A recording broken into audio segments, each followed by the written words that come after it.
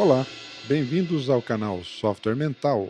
Eu sou Luciano Vicenzi e esta é a série Reflexões, um espaço nesse canal para um bate-papo entre eu e você sobre as bases e aplicações do mindset da abundância no século XXI.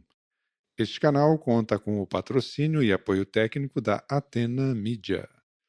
A partir de agora, o canal Software Mental conta com duas séries de conteúdo: as entrevistas com convidados especiais e a série Reflexões, onde você é meu convidado.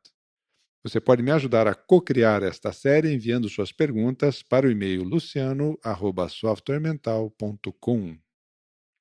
Muito bem, o tema de estreia dessa série Reflexões é certo e errado, dois lados da mesma moeda. A escolha deste tema foi justamente em função das mudanças advindas daí da quarta revolução industrial, onde há uma discussão mais permanente entre o robô e o ser humano, entre a transição de um século pautado na disciplina para um século pautado no desempenho. Para a gente entender a diferença entre essas duas realidades, no século passado, alguém pensava e dizia o que era preciso fazer. O indivíduo entrava numa determinada organização, por exemplo, e ele então aprendia qual era o certo, e a partir daí ele passava a executar isso. Na sociedade, de modo geral, ele aprende os conceitos de certo e errado inicialmente com a sua família. Isso se estende para a escola, isso se estende para a sua religião, ou isso se estende para o seu convívio social. De modo geral, a sociedade ela costuma estabelecer sempre um parâmetro de comportamento que é desejado, e este parâmetro então passa a ser o chamado certo. E quando você atua fora desse padrão, você está de alguma forma cometendo algum tipo de erro. A sociedade então, de modo geral, ela tende a nivelar as pessoas. Por outro lado, todos nós reconhecemos que é preciso que hajam melhorias, avanços, progresso, desenvolvimento e por aí vai. Então, o paradoxo fundamental é a cultura social tende a preservar as coisas e a necessidade humana nos leva a buscar a renovação, a melhoria, o desenvolvimento. Isso, nesse nosso tempo atual, é muito mais presente, essa necessidade de mudanças é muito mais presente, não porque a mudança nunca tenha ocorrido ou esteja ocorrendo principalmente agora, mas agora a questão é a velocidade. O tempo de mudança se acelerou muito, e aí é que está a diferença, né? Quando a gente fala, então, em termos de certo e errado, você está falando de opções reduzidas, porque ou você vai para a direita ou você vai para a esquerda. Quando você fala, então, em termos de certo e errado, na prática, o que a gente está se reportando é um modelo mental, um tipo de mindset baseado na escassez. Por quê? Porque praticamente não há opções. Quando você fala em termos de mindset da abundância, ou seja, você fala em termos de alternativas, adequações ou inadequações, aí abrem-se novas portas e possibilidades, e isso nos permite ter uma visão muito mais ampla do que seja a nossa realidade e de quais sejam as nossas opções dentro de um determinado contexto. Certo e errado, podemos dizer assim, é um pensamento pobre. É melhor sempre pensar em termos de adequado ou inadequado, porque quando você pensa desta forma, você inclui o contexto dentro da história. Então, a diferença entre um comportamento ou uma atitude baseada na abundância é que ela sempre parte da premissa de que há várias opções possíveis. Quando você pensa em termos de certo e errado, há uma coisa a fazer, se você faz está certo, se você não faz está errado. Então, certo e errado, na prática, são dois lados da mesma moeda. E por quê? Porque só há uma linha de ação possível para que você faça alguma coisa. Acontece que, quando você considera o contexto, os envolvidos, o momento de vida, o estágio de desenvolvimento de alguma coisa, enfim, mais elementos além do que o conceito em si, mas aonde ele está sendo aplicado, onde esse conceito está sendo aplicado, você passa a expandir a sua visão. E aí você começa a ter mais opções para você tomar as suas decisões, fazer as suas escolhas de acordo com o que é melhor para você. Então a pergunta fundamental é: quem é que toma as suas decisões? Você faz porque quer ou porque os outros querem? Você atende expectativas ou você procura trabalhar de acordo com aquilo ou tomar as suas decisões de acordo com aquilo que você acha mais adequado para você? Sempre que você pensar em termos de adequação para você, você vai ter que levar em conta o contexto, os envolvidos e as alternativas possíveis. Então, fundamentalmente, o parâmetro externo de certo e errado, que é estabelecido pelo conceito social, ele normalmente é um parâmetro externo que é arbitrado. Eu gosto muito de uma fala do Rick Gervais, que é o ator de um filme chamado A Invenção da Mentira, e o Rick Gervais ele fala mais ou menos assim que o melhor conselho que ele recebeu na vida foi que ninguém tem certeza exatamente do que está fazendo. Todo mundo, em todo lugar, procura fazer aquilo que acha o mais adequado dentro da visão que se tem hoje. Mas se a gente olha um tempo atrás, a gente vai ver que muita coisa mudou, né? Da mesma forma você. Se você olha a sua vida há 10 anos atrás, há de admitir que muitas daquelas certezas que você tinha já não estão mais aí presentes. Então, nós mudamos com o tempo, e se mudamos, então aquilo que a gente julgava certo, pela experiência, se mostrou que talvez não fosse bem daquele jeito, talvez não fosse bem daquela forma, que havia outras alternativas que a gente não considerou dentro do contexto. E é isso justamente que nos interessa entender.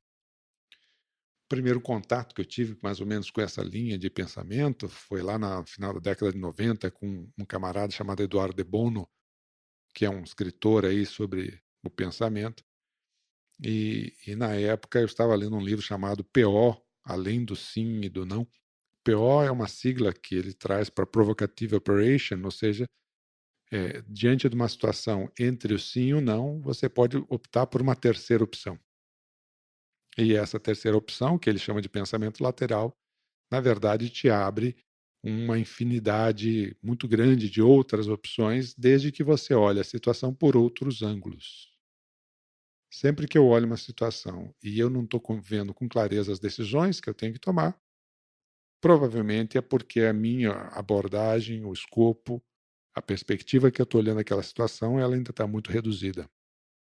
Há outras alternativas, há outros pontos de vista, de que outras formas eu poderia olhar essa situação, porque aí, quando eu começo a expandir a minha visão, eu começo a enxergar com mais clareza qual é o contexto, qual é a necessidade desse contexto, e a partir disso fica mais fácil eu fazer as minhas escolhas, né? Mas aí, essas alturas, a gente pode pensar assim, mas o que nos leva então a pensar em termos de certo e errado? Porque isso é uma das coisas mais comuns na humanidade. É uma das coisas mais frequentes, né? Essa noção de certo e errado. Quando a gente vai para a teoria dos fundamentos morais, a psicologia da moral, né? Tem uma pesquisa bem interessante de dois camaradas chamados Jesse Graham e o Jonathan Haidt, que eles nos trazem alguns parâmetros de como resolver esses nossos dilemas, né, a partir de um determinado contexto, qual seria a escolha moral. E eles elegem 5 fatores bem interessantes para a gente conversar um pouquinho sobre essa nossa tendência do certo e do errado, pautado em fatores que, na verdade, não dizem respeito a uma cultura específica, ou uma raça, ou uma etnia, ou uma religião, mas que é da natureza humana, apesar de tudo isso, eh, utilizar alguns parâmetros comuns para poder analisar a situação e fazer as suas escolhas, né? Um primeiro parâmetro que eles estabelecem é a questão do cuidado. Então, o cuidado nos leva a evitar a dor, por uma questão de preservação, e quando a gente entende que uma pessoa está sendo sujeita a uma situação de dor, então esta não é a melhor escolha. A melhor escolha seria aquela que não gerasse dor. A primeira questão que a gente tem que analisar aí é que você não agrada a todo mundo e sempre que você toma uma escolha, você abre mão de uma outra coisa. E nem sempre, quando você escolhe alguma coisa que é mais adequada para você, vai gerar consenso. Normalmente não gera. Sempre vão haver críticas, sempre vão haver questionamentos, sempre vai ter gente reivindicando alguma coisa, e é você que tem que bancar a sua decisão. Então, esse primeiro cuidado que a gente tem que analisar é o aspecto coletivo e o aspecto individual. Se eu tomo uma decisão que me beneficia, mas prejudica muita gente, eu estou desviando do processo da ética, por exemplo. A ética, quanto mais coletiva, mais ético tende a ser. Quanto mais individual, menos ético tende a ser. Se isso é provocador em quantas pessoas e em que nível de dor. E aí, em cima disso, eu posso tomar alguma decisão mais segura em relação à qualidade, né, da minha opção. O segundo parâmetro é a noção de reciprocidade, que é uma coisa muito antiga também e muito da nossa natureza, né? Essa noção de reciprocidade é se está havendo um equilíbrio entre direitos e deveres dentro de uma relação, dentro de um contexto, dentro de uma realidade. Nos remete muito aí à questão do tratamento justo, né? Se há justiça, se há liberdade, se há igualdade.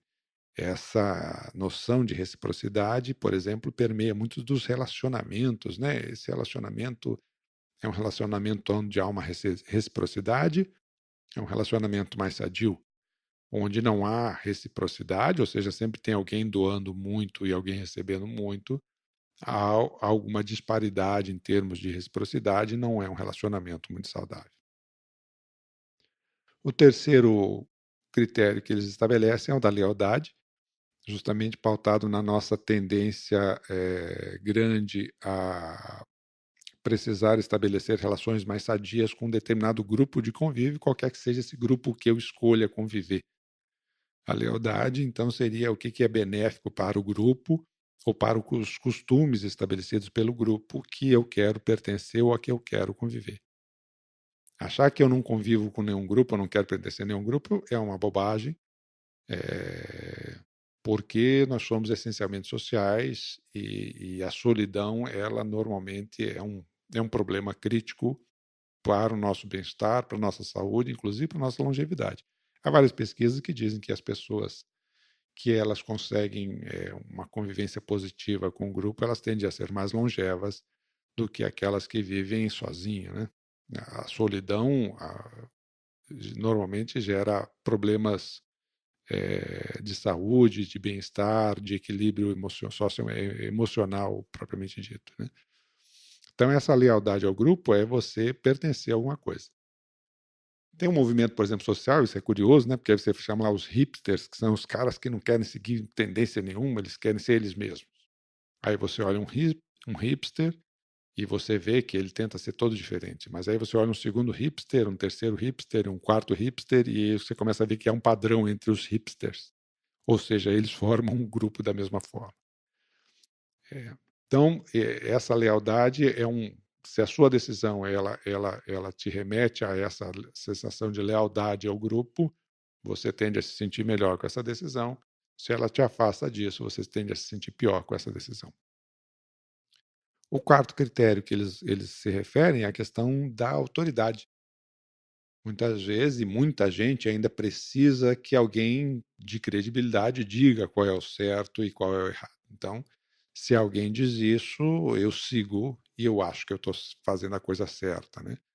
Isso é muito explorado, por exemplo, pelas religiões, de modo geral, onde costuma haver um determinado guru, padre, pastor, rabino, algum profeta, alguém que diga o que é o certo fazer, o que está escrito que é o certo fazer, e aí eu seguindo isso eu acho que eu estou certo, e se eu não sigo isso eu acho que eu estou errado. Então essa credibilidade da autoridade de quem fala é um parâmetro que as pessoas se balizam, principalmente quando falta referências internas, né? É preciso lembrar que o ser humano ele funciona sempre por um sistema de referência. As nossas ações, decisões, pensamentos, reflexões sempre funcionam a partir de um sistema de referência.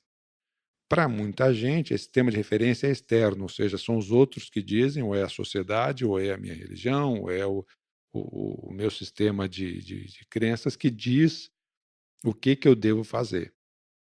E há pessoas que já se pautam num sistema de referência interno, o que que a minha experiência me diz, o que que o meu juízo de valor me diz, e ela tenta construir, a partir das suas experiências, um melhor foco nas suas próprias competências e capacidade decisória. Então, os temas de referência que define aí se esse é interno ou se é externo para essa questão da autoridade. E, por fim, o conceito de pureza. Temos uma noção intuitiva de que o certo se aproxima da pureza e o errado da degradação. O certo se aproxima, então, daquilo que seria mais puro, mais limpo, mais benéfico, e o errado seria a degradação, o nojo, a rejeição a alguma coisa. Isso nos remete muito a esse conceito, então, de defesa, por exemplo, da autoimagem, a questão da justificativa, a dificuldade de aceitar os próprios erros, porque quando a gente erra, muitas vezes há a sensação dessa degradação. E a pessoa, então, na defesa da autoimagem, ou na defesa da sua crença, ela, de proteção da sua crença, ela muitas vezes tenta usar parâmetros externos, justamente para poder, então, com isso, se aproximar mais da pureza, o que seria o certo fazer, né? Quando a gente fala esses conceitos, então, de certo e errado, perante um conceito de um mindset da escassez ou um mindset da abundância, a questão fundamental é que a escassez estabelece sempre uma opção muito restrita de escolha. E a abundância te remete a uma grande possibilidade de ações ou decisões, analisando esses mesmos critérios, mas de uma forma mais aberta e mais predisposta a enxergar outras opções, né? Então, de que forma, por exemplo, aí eu conversando com uma amiga e ela me pergunta: tá, mas e de que forma esse conceito de certo e errado pode afetar a criatividade, por exemplo, de uma pessoa? Afeta bastante, né? Esse estar certo é um conceito que baseia-se num trilho. E a criatividade, muitas vezes, é você sair do trilho. Embora haja uma certa confusão entre o famoso pensar fora da caixa, né? Eh, Você só consegue pensar fora da caixa quando você tem um nível de conhecimento mais profundo daquele assunto, uma imersão mais profunda num determinado assunto, para você conhecer muito desse assunto, e isso te permite ser mais criativo em relação a esse assunto. Quando a pessoa conhece pouco, ela tem muita dificuldade de sair da caixa. Há uma confusão hoje, né? A juventude, por exemplo, de modo geral, aí, às vezes confunde isso. Porque tem acesso à informação demais, informações baseadas em textos de uma página, num blog qualquer, e isso é muito pouco para te dar profundidade sobre um determinado assunto, o suficiente para você ser realmente criativo em relação àquilo. Na verdade, a criatividade, ela é mais decorrência da sua expertise e do seu domínio sobre certa coisa. Então, quanto mais você entende ou estuda um assunto, mais você se aprofunda nisso. E mais flexível, normalmente, você se torna em relação àquele assunto. É essa flexibilidade que te traz a criatividade, e não o enrijecimento do certo e do errado, né? Então, a criatividade, ela pressupõe sempre algo novo, algo que não existe. Se você espera aprovação para a sua criatividade, você nunca vai caminhar muito, nunca vai ser muito criativo em nada. Se você é muito suscetível ao que o grupo pensa e o que o grupo espera de você, você também nunca vai ser muito criativo. Nunca vai conseguir caminhar muito nisso. Por quê? Porque você está usando um sistema de referência que é externo para atender padrões que já existem. E a criatividade é justamente pautada naquilo que não existe. Quando a gente pensa em termos de sociedade, a sociedade tem 3 efeitos, né, sobre as pessoas que convivem nessa sociedade: segurar os mais inovadores, puxar a rédea desse povo, segurar o freio de mão para que eles não balancem muito o barco, atender a grande média, a grande maioria, e eventualmente educar aí os marginais, aqueles que têm um comportamento muito fora do que é aceito pelo grupo. Então, por aí a gente já vê que a sociedade, ela se nivela pela média, e uma média baixa normalmente, né?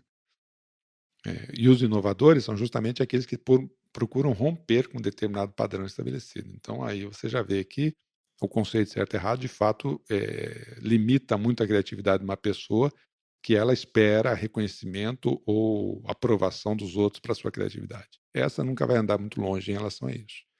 criatividade e, acima de tudo, requer coragem para quebrar regras ou modos de ver alguma coisa. Senão, não vai.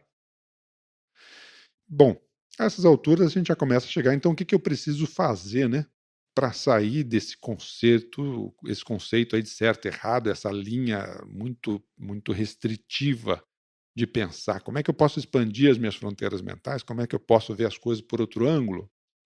Eu daria 4 dicas para você. Primeira, pensa em termos de contexto. Contexto é um conceito dinâmico que muda constantemente. E assim sendo, sempre analise as variáveis considerando o contexto, nunca o fato isoladamente ou a ação isoladamente. Pense sempre em termos de conceito. Essa seria a minha primeira dica para você. A segunda, pense em termos de resultados desejados. O que e por que interessa mais do que o como. O que e o porquê estão relacionados ao seu objetivo final. O como está relacionado ao processo, e esse processo muitas vezes é ditado pelos padrões culturais ou por um jeito já estabelecido de fazer as coisas.